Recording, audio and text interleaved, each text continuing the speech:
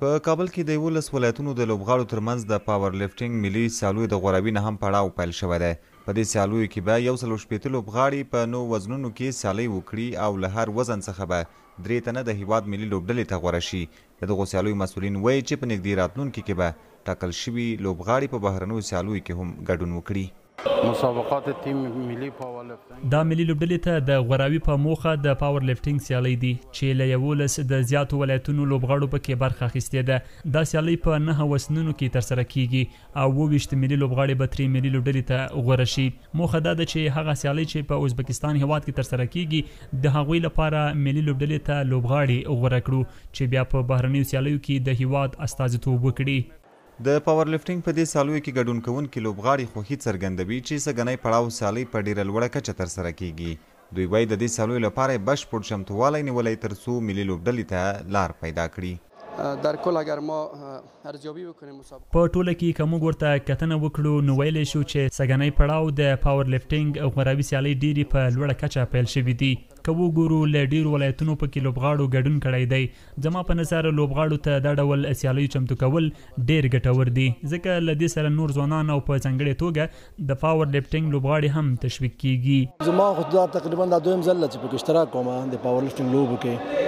تقریبا د زون په سطح باندې هلته په ننګرهار کې دا مسابقې شوې وي.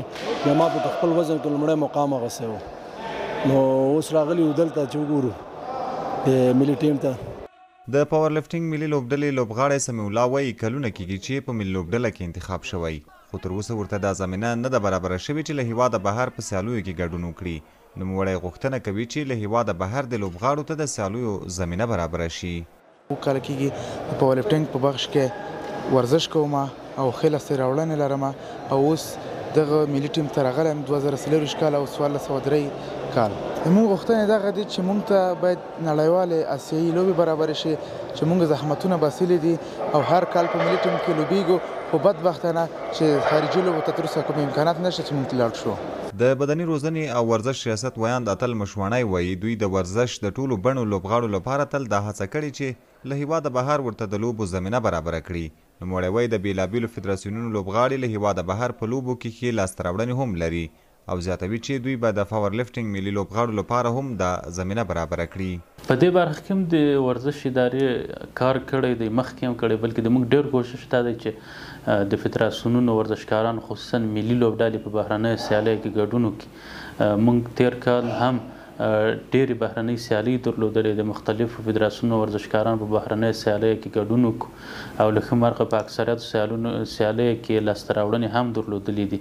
نو انشاءالله د پاور لفټینګ ملي فدراسیون ورزشکارانو لپاره هم که چېرته دوی بهرنۍ سیالۍ ولري هغه که د اسیا په سطحه وي په نړیواله سطحه وي انشاءالله دوی ته د ګډون زمینه به مساعدېږي او دوی په هغو سیالیو کې ګډون کوي.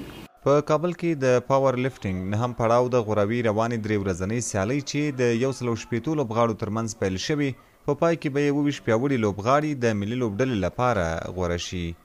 عزت الله احمدزی CGTN پښتو کابل.